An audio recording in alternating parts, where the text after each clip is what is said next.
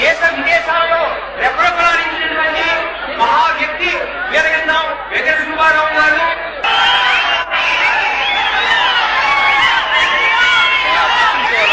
విచ్చేసినటువంటి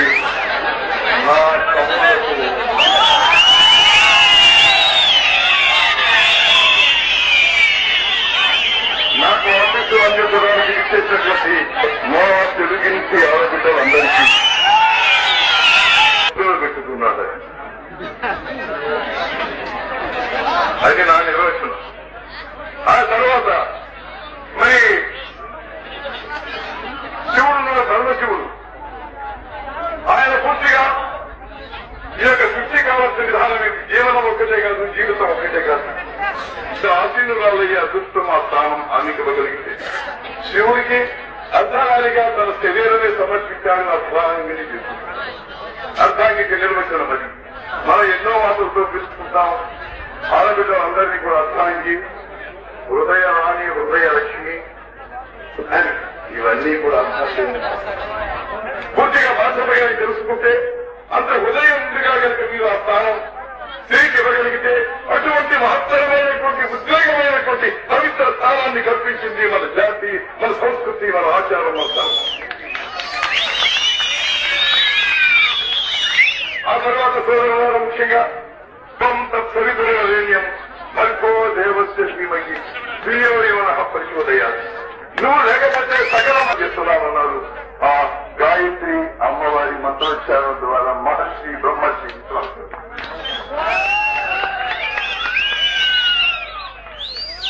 ఆ తర్వాత జీవనచంద్రులు జీవనలో ఉన్నప్పుడు మన రాజీ కావాలనుకుంటున్నారు. ఆ యొక్క పవిత్ర మూర్తికి నా ఒక కాలు తిరిగిపోయింది. సీతా మహాలక్ష్మిని ఎప్పుడైతే అనుమానించి అగ్ని ప్రవేశం చేయించాడు, ఎవరో ఒక రజకుడు చెప్పినంత మాత్రం చేత కరదూషణాదుడు కేవలం మా విజ్ఞానంతో ఆలోచించినట్లయితే తెలుస్తుంది.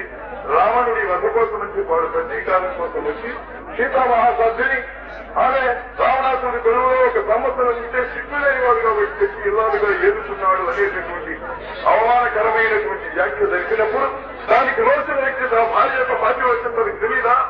మరి తనతో కాపురం ఉన్నదే, ఇలాలుగా ఉన్నదే, ఇతర బిడ్డకు తల్లి కాబోతున్నదే, అటువంటి సీతవారిని అవమానించి ఎప్పుడైతే అందరికీ పంపించారు ఎందుకున్నావా? తనకు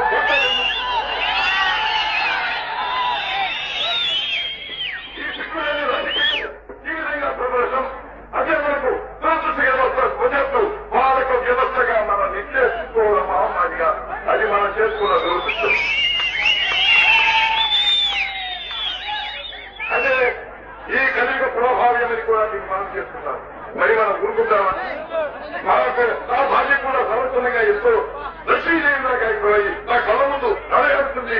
నా బిడ్డలు కూడా దిగులై ఈ దేశపు వారసత్వాన్ని నిలబెడతారని ఎన్నో విధాలుగా ఊహించుకున్నాడే.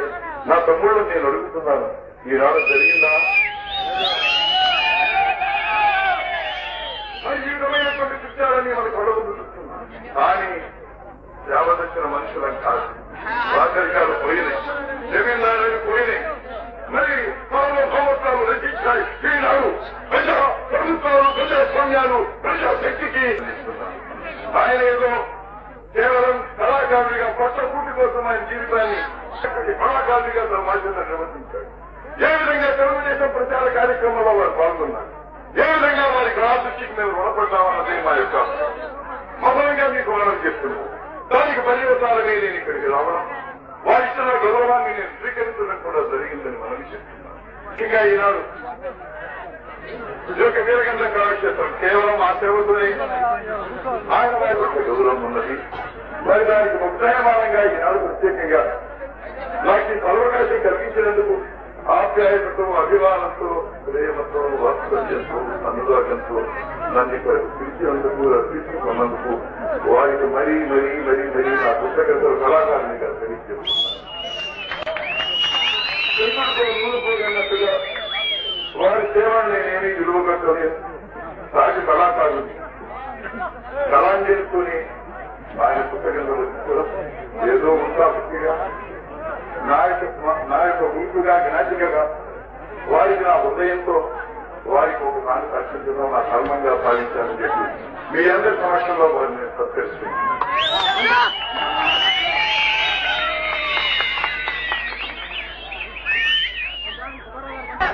ఇకపోతే మరి మరికొన్న కార్యక్రమాల్లో మరింత విశాలమైనటువంటి జీవితం కేవలం నేనేమి పుష్పాల పాత్రలో నుంచి రాలేదు. కత్తికి రాళ్లు కూడా ఉన్నాయి, కాలేకుండా ముళ్ళు కూడా నలిగిపోయినాయి. అటువంటి జీవితం అంతా ఎంతో అనుభవాలతో కూడినటువంటిది నా జీవితం. కాబట్టి అటువంటి దానిని నిష్పాక్షికంగా చిత్తశుద్ధితో శ్రద్ధగా నిజాయితీగా విపులీకరించడం ఒక బాధ్యత కలిగిన వ్యక్తికి కూడా మంచిదనుకున్నాను.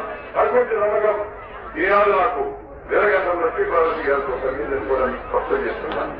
కాబట్టి ఇటువంటి సదవకాశమో లేకపోతే ఇటువంటి మరి ఏదైనా ఒక జీవిత చరిత్రను రచించేటటువంటి ఒక విలువైనటువంటి సమయం లేకపోతే మరి ఏ విధంగా నా కోరికో ఈ ద్వారా వారికి ఈ సభతో ఇదివరకే తెలియజేశారు. కానీ ఈనాడు ముఖ్యంగా కళా సభా సరస్వతి నాకు ప్రళిస్తున్నది. ఈ వార్తకి నేను నా జీవిత చరిత్ర రాయబోతున్నది. కాబట్టి ఆమె మీరందరూ ఆశీర్వదించాలి. నా జీవిత చరిత్ర నిజమైనటువంటి జీవిత విధాయకంగా రూపొందడానికి ఆమె పూర్తిగా కృషి చేసేటటువంటి శక్తిని మీరందరూ ఈ దివ్యాశిస్తులతో ప్రసాదించాలని మీ అందరికీ మనవి చేస్తూ వారికి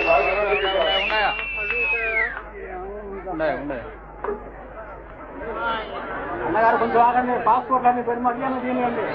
పాస్పోర్ట్ ఎట్లా లేవు ఇట్లా తినేవండి.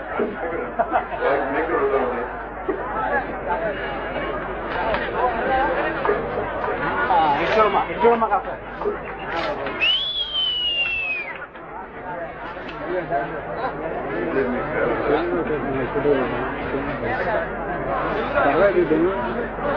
సుబ్బారావు గారు కనపడాలా. జీవితం తీపిగా ఉండాలని నా శుభాకాంక్షలతో